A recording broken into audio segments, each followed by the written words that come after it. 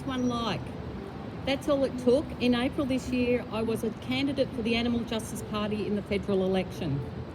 Another AJP candidate, Linda McCarthy, the troublemakers over there, posted on her private Facebook page an article from The Age, which was headed, "Trans rights should not automatically trump the rights of other groups." It said, transgender people exist and have a right to live in dignity and be seen as individuals. They're vulnerable to violence and social ostracism and mental anguish resulting from both. Then it went on to discuss the issue in a moderate, sensitive way. The second article I liked was headed, "Women should have spaces which are dedicated to women." In this video, Boris Johnson said he was immensely sympathetic to trans-identified people who needed the maximum possible level of support, and that one swift, easy piece of legislation will not resolve this issue. He said it was complex and needed a lot of thought to get it right. Pretty transphobic. I had never posted or made a comment about this issue before I liked those articles. Because I liked two moderate, inclusive articles, I was branded a transphobe and a bigot. I had to undergo gender training and write a formal public letter of apology to the trans community, acknowledging the harm I caused to them and their loved ones. I refused, as I was not sorry for liking the articles, and as far as I was concerned, what harm? I resigned 3 weeks out from an election out of disgust. You would have thought I was guilty of murder by the way the AJP handled this matter. This is how easy it is to get cancelled and bullied if you dare to show an interest in this ideology. This ideology is akin to China's little red book. Don't question it, just accept it. This is Australia. We have freedom of speech, freedom of thought, don't we? I had many messages of support from women and men, most I didn't know, who were disgusted by what happened to both myself and Linda.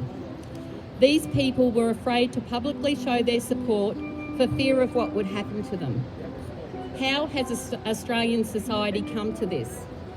Governments at all levels and political parties have been completely captured by this ideology, so much so that it has become offensive, hateful and bigoted to ask what this issue is about.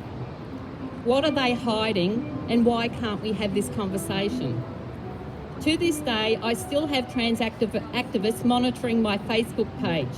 It doesn't matter what I post, it can be a word in a meme that is totally unrelated to this ideology.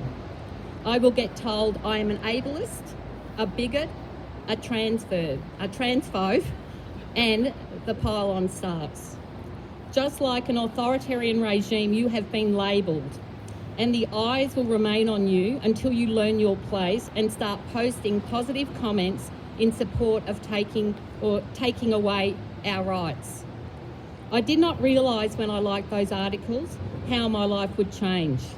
All I really knew back then was about male-bodied persons wanting to compete in women's sports. It seemed common sense to me that biological males had an advantage over biological females. I wanted to learn more about this issue, but that was denied to me as a member of the Animal Justice Party, who, by the way, claims to be a voice for the voiceless. However, they are more than happy to stifle the voice of women, and that is because of one man, an MP in Victoria who has 2 children who both are trans-identified. How quickly some men will attempt to silence women, but what I learned is how quickly some women are to silence other women.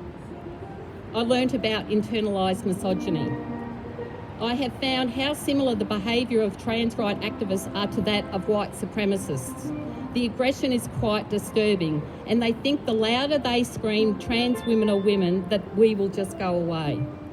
The trans-identifying males that threaten us with violence, threaten to rape and kill us to shut us up, are showing us their male pattern violence. They need to realise we will never willingly allow any Tom, Dick or Harry into our sports or into our safe spaces.